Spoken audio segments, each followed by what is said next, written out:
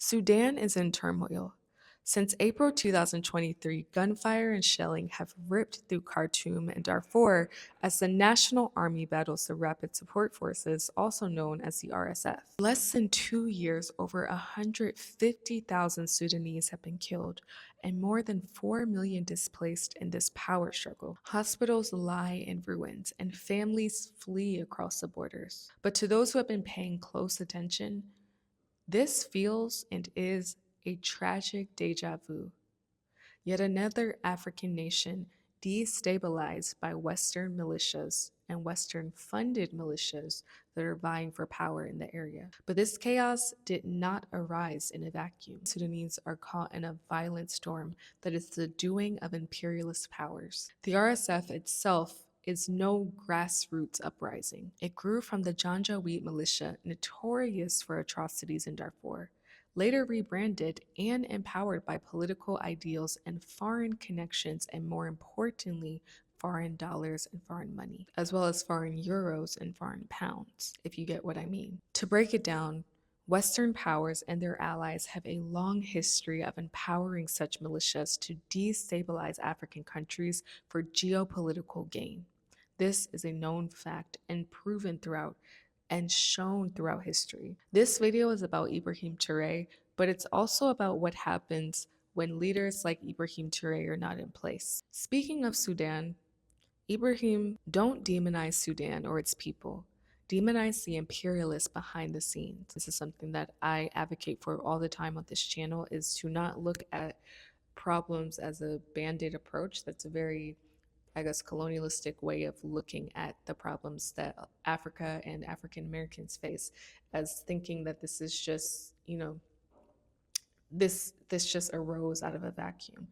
A lot of the issues that the African continent faces, and a lot of the issues that African American communities face as well, is through years of systemic oppression, targeted and strategic systemic oppression that is meant to destabilize communities and intentionally done. We've seen it done to African American communities with COINTELPRO and so many other different FBI or federal agencies, and just different everyday day-to-day, such as healthcare, access to healthcare, access to education. So we see that happen systemically.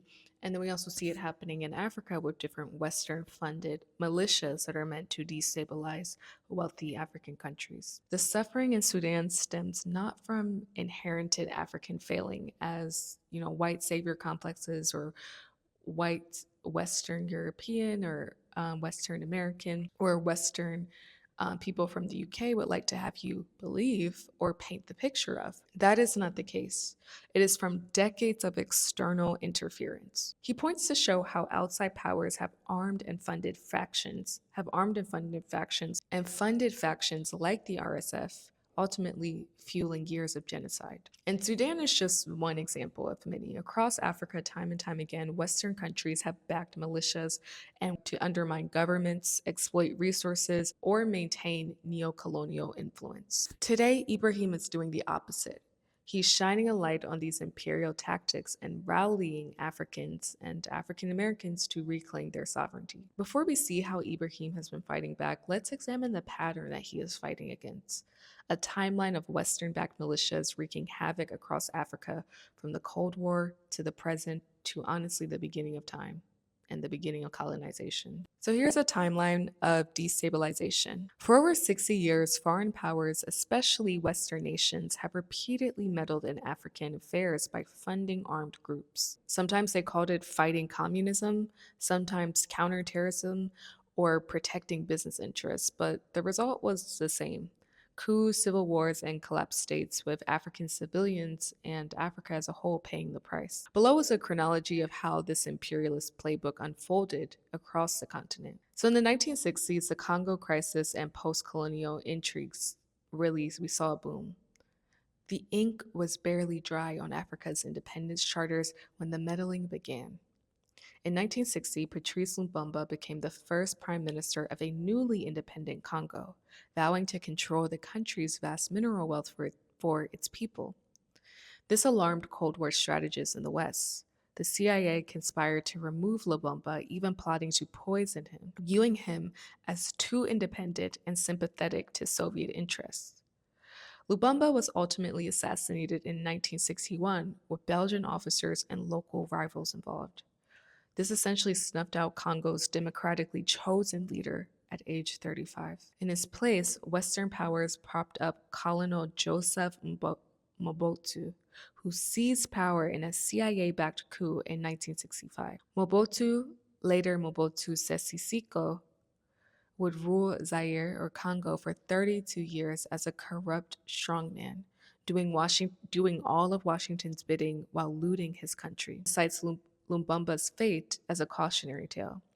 Elderly Congolese tearfully recounted how foreign intervention stole their nation's freedom. Ghana, 1966. Undermining a Pan-African pioneer. In West Africa, Ghana's president Kwame Nkrumah was another visionary pushing true African independence. He warned that imperialists would strike back as African nations chartered their own course of action. And he was right. And he was 100% right. In 1966, Nkrumah was toppled by a coup while abroad.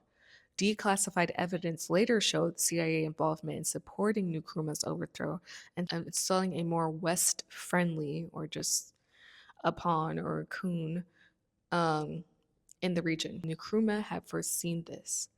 At a 1958 Accra conference, he told fellow African leaders that neo-colonial forces would try to reverse their gains. The coup against Nkrumah proved his point. For Ibrahim, it was another early lesson that whenever an African leader stood tall, external powers tried to cut them down. Late 1960, Nigeria's Biafra War. The oil-rich Nigeria was barely independent from Britain when it plunged into a brutal civil war from 1967 to 1970. The eastern region, Biafra, attempted to succeed, and foreign powers were the ones who were pretty much backing and fueling this conflict. Britain, its former colonizer, armed the Nigerian Federal Army to protect its oil interests and the investments of Shell BP. Meanwhile, France secretly supplied weapons to the Biafran succession, hoping to weaken British influence in Western Africa. Other countries took sides too, turning Nigeria into a proxy battleground. The result was a prolonged war and a horrific famine. Around 1 million Biafran civilians, mostly children, died of starvation as the region was blockaded. 1970s, Cold War proxies in southern Africa, Angola and Mozambique. When Portuguese colonial rule collapsed in the mid-1970s, newly independent Angola and Mozambique quickly became areas for East-West proxy wars. In Angola, the leftist MPLA government received help from the Soviet Union and Cuba, while the United States and apartheid South Africa bankrolled rebel militias against it. Starting in 1975, the CIA funneled arms and money to Jonas Savimbi's UNITA rebels in Angola. U.S. officials under the secret 40 Committee even hired mercenaries from the U.S. and Europe to assist UNITA. American support for Savimbi continued into the 1980s. President Ronald Reagan, who I believe was and is the literal devil himself, and I'll get into another video about Reagan. If Reagan has 0 haters, I'm dead. If Reagan has 1 hater, I am one of them. If he has 100, if Reagan has 1 hater, it's me. If Reagan has 100 haters, I'm one of them. If Reagan has no haters, I'm dead. I hate Ronald Reagan, and I'm going to do a breakdown. He has ruined the lives of so many Black Americans and Black people across the diaspora. But anyway, President Ronald Reagan, who we're not shocked to hear, personally welcomed Savimbi. So Savimbi had to be evil if Ronald Reagan handpicked him, the devil himself handpicked him at the White House, and he promised him all appropriate and effective. He literally, this is a quote Reagan said to Savimbi, that he promised him all appropriate and effective assistance. These external interventions dragged Angola into a 27-year civil war that killed an estimated 500,000 people and devastated the country. And I know that I'm using words like war and conflict because that's the traditional way that these have been referred to, but really I would like to start using the term genocides because that's what these are. These were state-sanctioned genocides against African people. Next door in Mozambique, the pattern was similar. After Mozambique won independence in 1975 under a socialist, the neighboring racist regions of Rhodesia and South Africa, who were both Western allies, sought to stabilize it. They created and supported an anti-communist rebel force known as Renamo to wage war on the Mozambican government. Rhodesian intelligence officers founded Renamo in 1967, recruiting descendants and alarming the British, recruiting the descendants and arming people and arming the rebels. Soon, apartheid South Africa took over as Renmo's sponsor with tactical help from the CIA. Renamo fighters became infamous for brutal tactics, cutting rail lines, blowing up hospitals, massacring villagers. All the same tactics as we've seen imperialist powers like Israel and other Western nations use when committing genocide. They literally were given a playbook by Western imperialist powers of the tenets of genocide. So we see all the tactics of them blowing up hospitals, cutting railways, all aimed at making Mozambique ungovernable and unstable. By the late 1980s, this Western-backed insurgency had killed at least 100,000 people and created over 1 million refugees. For 17 years, Mozambique bled. For 17 years after, Mozambique bled out. Its economy wrecked, while Washington and Pretoria cynically claimed to be stopping communism. As part of this, one elderly man showed him the ruins of a school and clinic, saying that Renamo burned these with bombs from South Africa. Our children grew up without education, and our healthcare because of that war. Our children grew up without education or healthcare because of that war. And it underscored how many African people and Africa as a country itself, as a continent itself, suffered at the hands of Western imperialist powers. 1980s, the CIA's dirty wars and apartheid alliances. 1980s, the CIA's dirty wars and apartheid alliances. Across Africa, the 1980s saw a surge of Western, especially US, meddling under the banner of the Cold War. In Chad, the CIA and French intelligence engineered the rise of Hissène Habré, a rebel later notorious for brutality. Why back Habré? Because Libya's Muammar Gaddafi was supporting Habre's opponent in Chad's civil war, so the US and France chose Habré as their anti-Gaddafi pawn. They provided critical military aid to Habre's forces, helping him seize power in 1982. President Reagan received Habré at the White House and hailed him as a friend. Once in power, Habré repaid his beneficiaries by fighting Libyan troops in Chad's deserts, using arms and even satellite intelligence supplied by the CIA. But Habré also unleashed terror on his own people. His regime killed and tortured tens of thousands of Chadians, earning him the nickname Africa's Pinochet. US officials knew about these atrocities, yet looked the other way because they were involved in organizing it. When Ibrahim interviewed, meanwhile, apartheid South Africa, backed by Western powers as an anti-communist bulwark, carried out its own destabilization campaigns. The apartheid regime armed factions and staged raids in Angola, Mozambique, Zimbabwe, and Namibia, sowing chaos in black-ruled states. The CIA often collaborated with Pretoria's efforts, viewing them as part of the same Cold War chess. In 1986, South African agents domed a plane carrying Mozambique's President Samora Machel, a liberation hero, and killing him, removing a steadfast anti-apartheid voice. For Western hawks of that era, no tactic was too extreme, so as long as it kept African socialists and nationalists in check.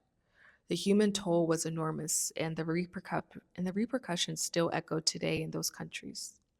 1990s, new games in the post-Cold War era. With the Cold War over, one might hope imperial meddling in Africa would fade. Instead, it sometimes took new forms.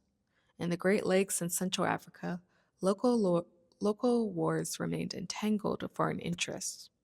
For instance, after the Rwandan genocide in 1994, the French government, which had supported the former Rwandan regime, helped thousands of genocidal militants escape into Zaire or the DR Congo. Those militants formed the core of militias that later destabilized Eastern Congo.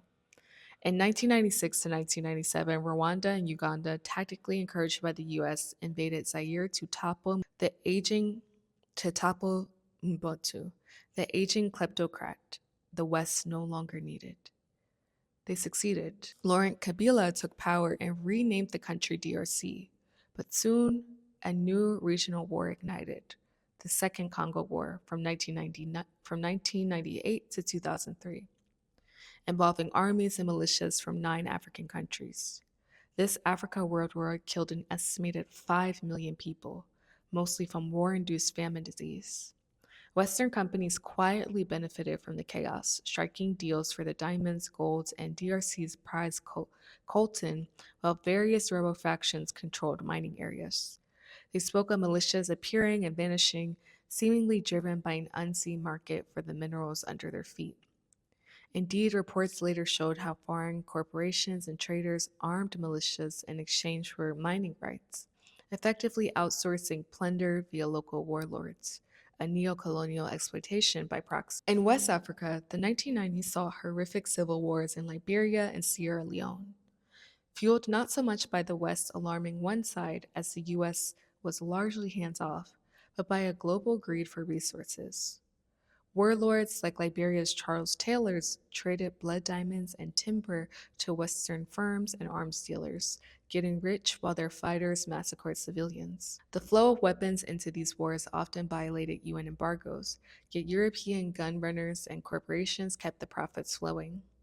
Imperialism here took the form of willfully ignoring atrocities as long as resources kept coming. The 2000s, War on Terror and new proxy wars. After 2001, Western powers increasingly justified interventions in Africa as part of the War on Terror. Unfortunately, this often meant empowering dubious militias or warlords as proxies in the hunt for Islamist extremists. A glaring example came in Somalia. In the early 2000s, Somalia was fragmented among several warlords, and an Islamist coalition, the Islamic Court Union, or ICU, was gaining popularity by providing rough law and order.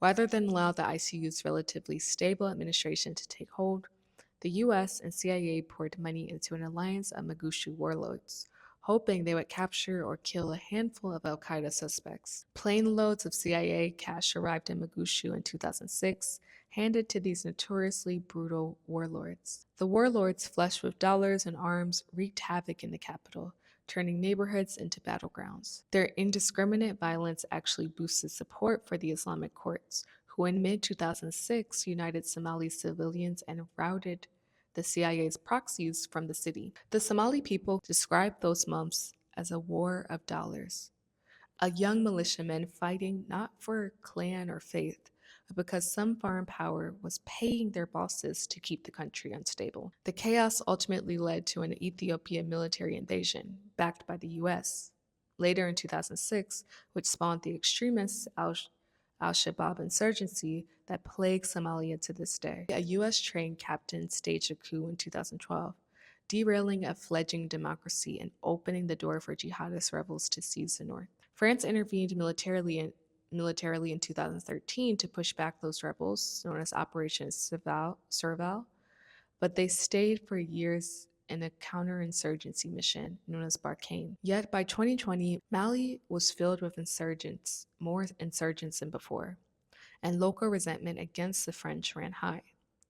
The Malian junta eventually accused France of playing a double game, even arming the very jihadists it was supposed to be fighting. In August 22, Mali's foreign minister sent a fiery letter to the UN Security Council, formally accusing France of violating Malian airspace to drop weapons to terrorists.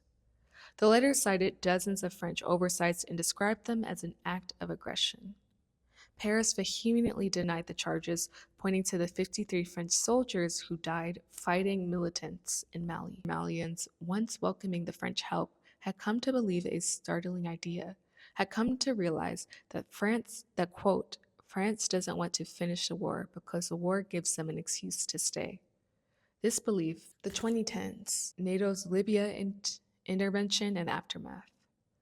One of the decade's most consequential meddling episodes was the NATO-led overthrow of Libya's Muammar Gaddafi in 2011.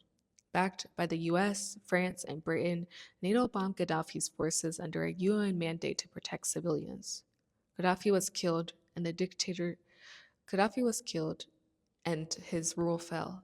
And then Libya descended into chaos. Libya imploded into militia fiefdoms. Weapons looted from Gaddafi's armories flooded black markets, fueling rebellions and crime, all of which was Western backed. In Mali, for example, Tuareg fighters who had served in Gaddafi's armies returned home with heavy arms, emboldening them to revolt in 2012, which was a key trigger of Mali's crisis. Within Libya, rebel militias battled for cities, and by 2014, Libya was in a full fledged civil war. Western countries started picking proxies, for example, France and Egypt.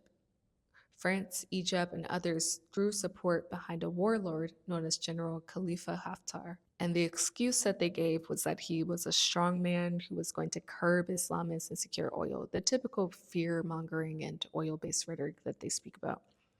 So, France provided Haftar with training, intelligence, and clandestine special forces support, even as it publicly endorsed peace talks.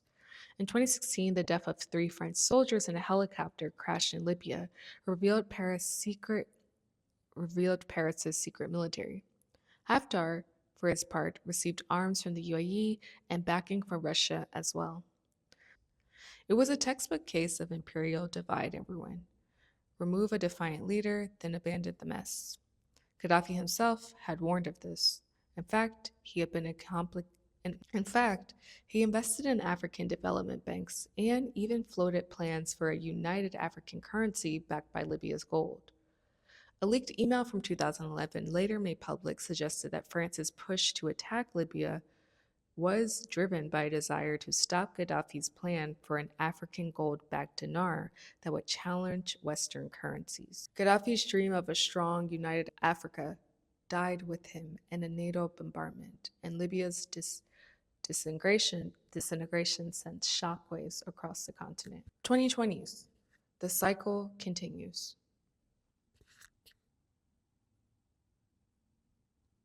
Sudan's RSF and beyond, which brings us back to Sudan and the RSF. The RSF militia, led by Mohammed Hemeti Dagalo, is a product of Sudan's own power struggles, but also of foreign meddling. During the Darfur conflict between 2003 and 2008, Khartoum's government armed Hemeti's Arab militia known as the Janjaweed to crush a rebellion, a brutal counterinsurgency that killed hundreds of thousands of Darfuri civilians. The world responded with sanctions on Sudanese regime, but ironically, Western and Middle Eastern actors would later court the very man they once condemned. After 2015, Hemedi grew rich by exploiting Sudanese gold mines and by renting out his fighters as mercenaries. RSF troops were sent to Yemen to fight in the Saudi-led coalition, which was supported by the US and the UK, and Gulf monarchies like the UAE funneled money to Hemeti for this service, bolstering his militia. The European Union also indirectly propped up Hemeti, seeking to curb African migration. The UAE funded Sudanese border control operations, and in practice, that meant financing equipment and training that the RSF took over to police remote regions. Although the EU denied paying the RSF, evidence shows opaque schemes in which EU funds directly benefited Sudan's security forces, including Hemeti's men, as they intercepted migrants. This fortress Europe policy essentially empowered a notoriously abusive militia as Europe's gatekeeper, giving Hemeti international legitimacy. Then, in 2019, Sudan's dictator Omar al-Bashir was overthrown by a popular uprising. Hemeti reinvented himself as an opposed partner in Sudan's democratic transition, even as his RSF massacred pro-democracy protesters in June 2019. Western diplomats chose to treat Hemeti as a statesman in the making rather than a war criminal, which we all know why. They brokered a power-sharing deal where Hemeti sat on their governing sovereign council governing Sudan. And some high-level European delegations met with Hemeti in Khartoum, effectively anointing the militia leader as a legitimate authority.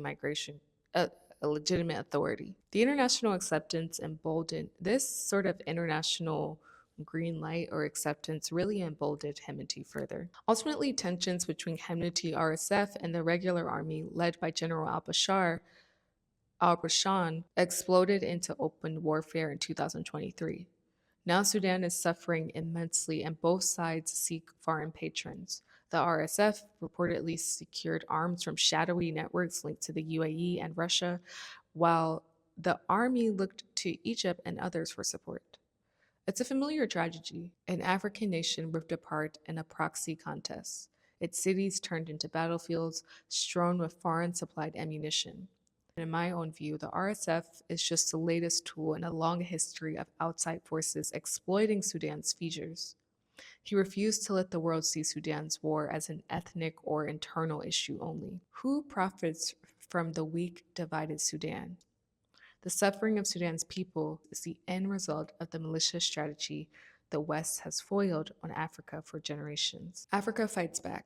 Ibrahim's counteroffensive. Standing against this grim pattern are Africans determined to reclaim their lands from the grip of imperialism. Ibrahim is one of a new generation of pan-African voices, refusing to accept that militia and chaos are just an African problem, as white supremacists would like to say. Instead, he rightfully calls them out as the products of external manipulation and failed neo-colonial policies. And he's not alone. This is something that I believe and have been advocating for many years. And I think that we should increasingly, especially if you're a Black person or a BIPOC person, Black, Indigenous person of color, we should increasingly shame the foreign hands that destabilize our countries and our land.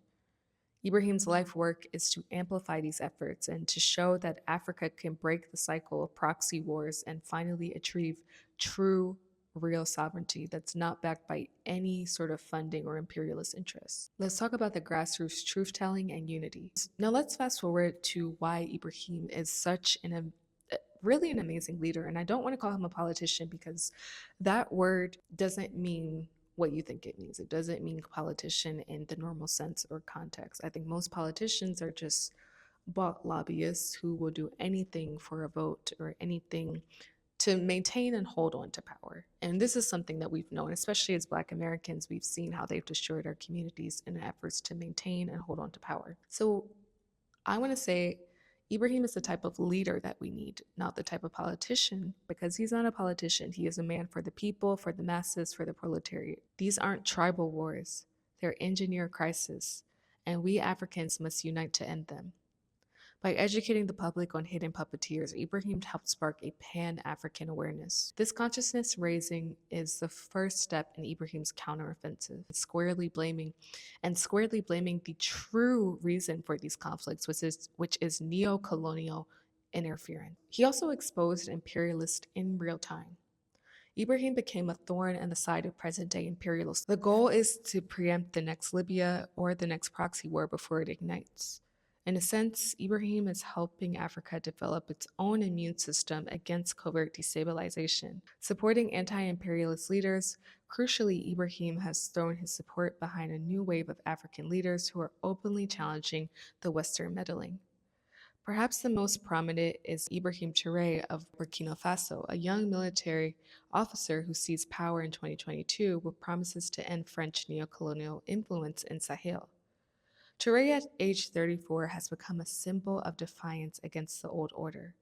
From day one, he made moves. French troops were told to leave Burkina Faso and their military base was shut down. The government expelled French diplomatic and cultural institutions that were seen as arrogant holdovers of colonialism. In their place, Traore administration emphasized self-reliance and regional solidarity. They forged a pact with neighboring Mali and Niger, also led by leaders rejecting French tutelage, to cooperate on security without Western oversight. With Ibrahim's lead, we saw French flags come down and Burkinabe flags wave high, witnessing the departure of French special forces from Onelog Airport, a quiet end to a 13-year military presence. For many Burkinabe, it was the first time in decades they felt truly independent. Traore then empowered local communities to defend themselves.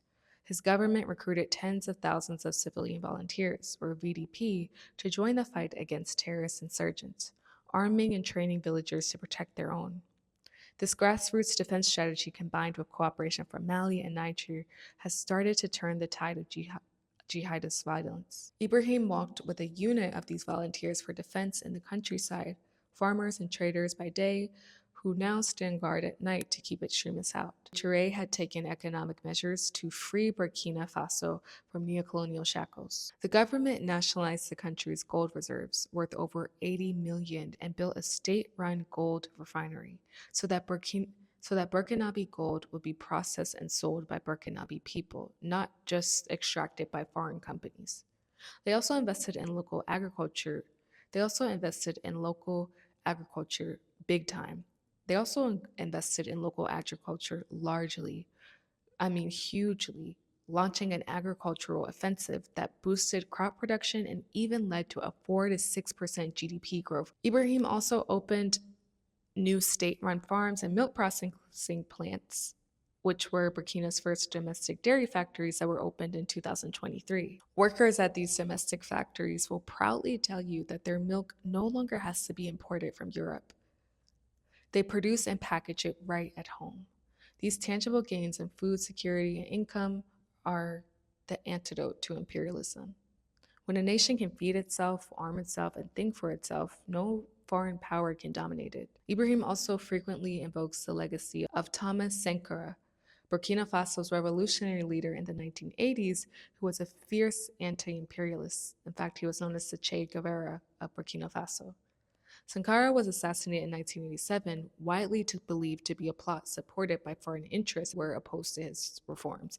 And we don't have to say widely, it was backed by foreign interests. Today, Captain Traore openly aligns with Sankara's vision, promoting women's rights, mass literacy, public health, and ending luxury for colonists. In October 2023, Traore's government symbolically renamed a major avenue in the capital from Charles de Gaulle, who was a French colonist, to say the least, to Thomas Sankara. It was more than symbolic. It was a message that the era of France's grandeur here is the era of France's grandeur here is over. Honoring our own heroes and erasing colonial vestiges is part of Ibrahim's strategy too. It rebuilds pride and a sense of common cause. Ibrahim Traore is not alone. He also engages with other leaders who in their own ways push back against imperialist interference. In Mali, he met with officials of President Assimi Goïta's government, which has pivoted away from France and brought in alternative partnerships, even controversial ones like working with Russian advisors. They discussed how Mali expelled French troops and is charting a sovereign path, including telling French media outlets RFI and France 24 to stop broadcasting for false reporting. In Uganda, Ibrahim quietly supported Bobi Wine, an opposition figure, calling out President Museveni's security ties with the West, though that struggle is still ongoing. In Ethiopia during the recent civil war, he cautioned about both Western and Middle Eastern meddling, and notably, Ibrahim has praised Mohamed Issoufou of Niger, who was the former president and a Mo Ibrahim Prize laureate, for refusing a U.S. drone base at one point and focusing on local development, though Niger's trajectory changed after a 2023 coup. What Ibrahim makes clear is that African nations can resist destabilization, and not just African nations, but also African Americans who have been even larger victims of state-sanctioned violence. We can resist destabilization if we embrace unity and self-determination. When Western-backed sanctions hit Mali and Burkina Faso for their anti-imperialist stance, those countries famously banded together, and even Ibrahim is building an African-wide front against divide and rule tactics. It's not really terrorism, it's imperialism. Their goal is to keep us in a state of permanent war so that we cannot develop and they can continue to plunder our resources. This blunt truth spoken by Traore is resonating with millions of Africans who have grown skeptical of foreign aid, and military presence. How is it that the resource-rich regions suffer endless wars? And not just resource-rich regions, but also how is it that resource rich people. African Americans, we have such a rich culture, and the black dollar is the highest dollar in the United States. And the whole country is built around black culture. Let's be honest. I'll do another video about that soon. The whole country is built around my people's culture. But how is it the most resource rich people and regions suffer endless war? Again, I ask. Because instability makes it easier to extract those resources cheaply. By calling out imperialism as a common enemy, it helps us see beyond whatever divides they try to make and focus on the real source of the suffering. In Sudan, for instance, it works with both Arab and non-Arab Sudanese communities to promote peace, insisting that the Arab versus African narrative in Darfur was stoked by Bashir's regime and foreign actors, not an age-old ethnic hatred. Ordinary Sudanese, whether from the north, the south, Muslim, or Christian, all want the same thing: peace and dignity. And the ones preventing that have been the warlords empowered by the outsiders. This message undercuts this sectarian narrative that militias thrive on.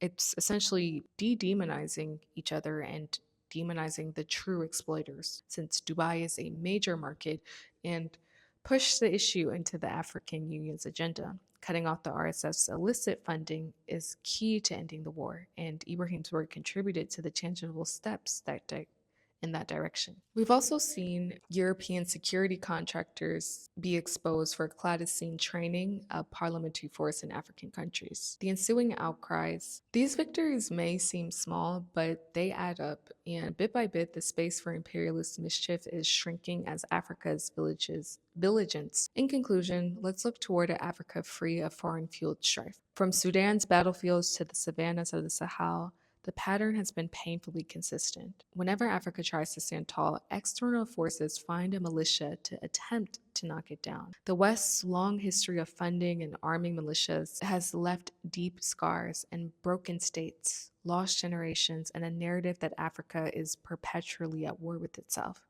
But as we've seen, this narrative is false. Africa has been at war not with itself, but with imported chaos. And now, Africans like Ibrahim Traore are rewriting the story.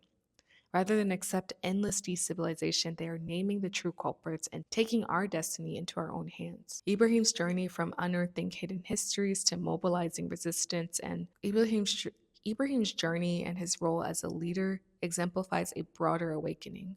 Across the continent, people are saying no more. No more will militias be puppets of foreign puppeteers. No more will resource wealth be a curse exploited under cover of conflict. No more will imperialist powers pit brother against brother for their gain. No more Cain and Abel. Instead, a new era of pan-African solidarity and self-reliance is drawing. It can be seen in the quiet resolve of Sudanese volunteers delivering aid across the front lines when foreign NGOs pulled out. It's in the courage of West African youths who choose to serve in local defense force rather than lured by extremist propaganda or foreign mercenary pay. It's in the policies of governments that, like the Burkina Faso under Traore, prioritize the needs and dignity of their people over the décadence of Washington, Paris, or Moscow. To be clear, I'm not saying that Africa's challenges are going to vanish overnight. The damage of decades will take some time to repair, but it will be repaired swiftly if we follow leaders like Ibrahim Traore. The solution is in motion. Africans are uniting to secure peace and prosperity on our own terms. And Ibrahim often quotes Thomas, and if we look at Thomas Sankara, it took the madness of the brave to dare to believe in a new African future.